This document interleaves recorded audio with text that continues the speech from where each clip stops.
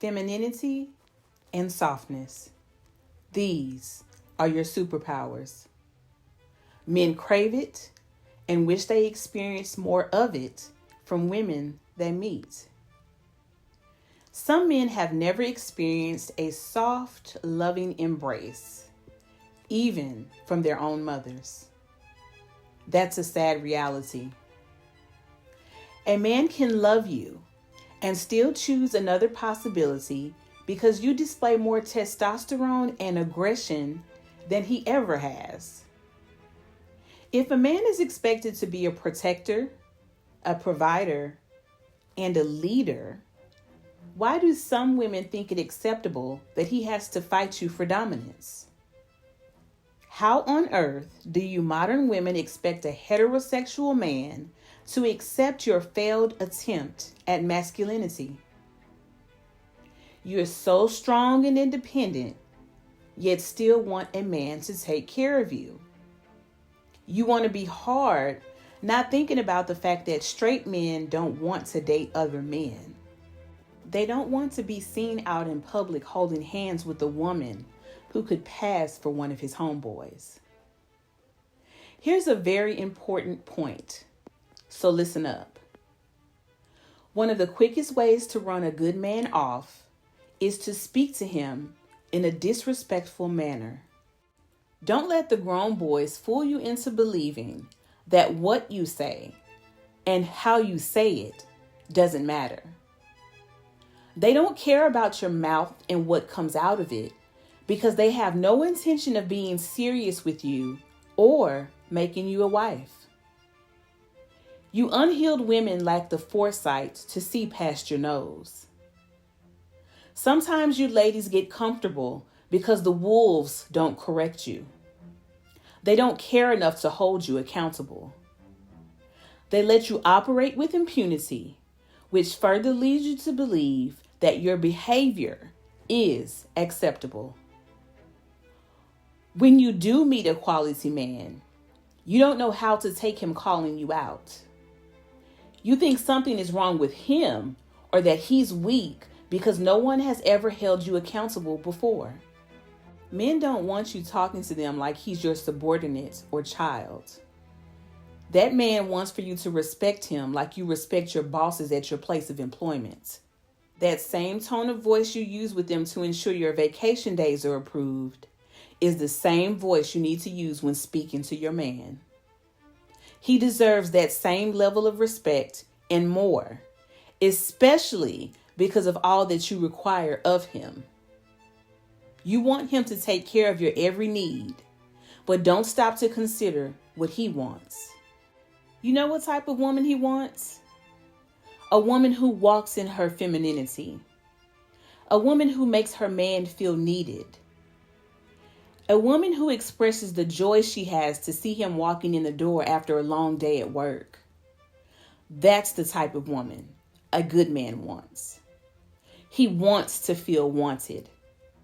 He wants to feel that you're attracted to him. He wants to feel missed. He wants to feel desired. He wants to feel your comforting touch. He wants you to be his peace.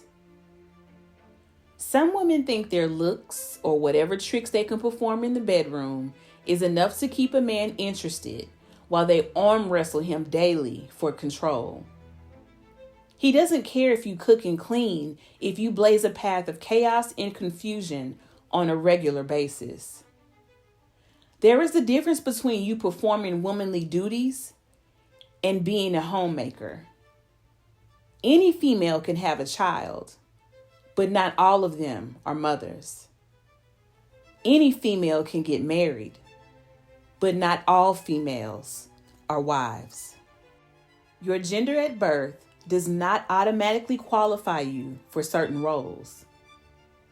Some women have great instincts, and others have to be taught.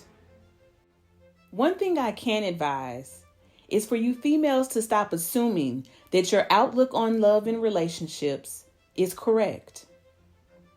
If you didn't have healthy examples in your home of what love looks like, you have a thing or two to learn. If your mother was unable to provide you with a good example of what a godly wife looks like, I recommend that you take counsel from women who can lead you on the right path. Stop assuming that you can figure it all out on your own. You will be unsuccessful. There is nothing wrong with learning new ways to think and behave. The man God intends for you to be with is awaiting your transformation. Your greatest asset as a woman is your ability to allure.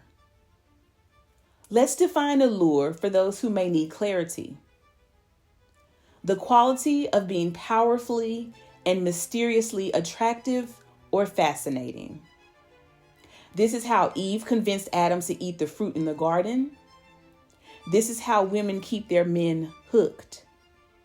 It isn't trickery or deception. It's the power of influence.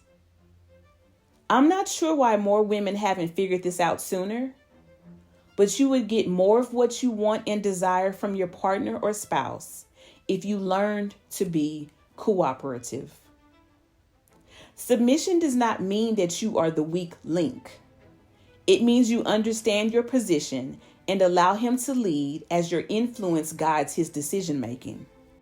To the women still confused as to why you can't keep a man, you have some soul searching to do.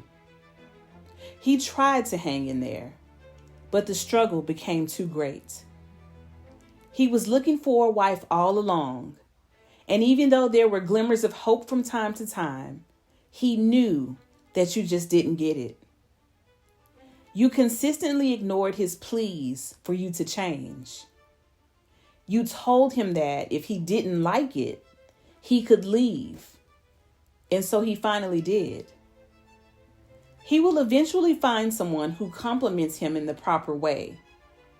She will smile at him, love him, dote on him, be agreeable, and stay in her lane as a helpmate. She will provide encouragement and uplift him. She will provide all of the things he once hoped to get from you. He will marry her without hesitation because he knows he has finally found his good thing. Thank you for listening.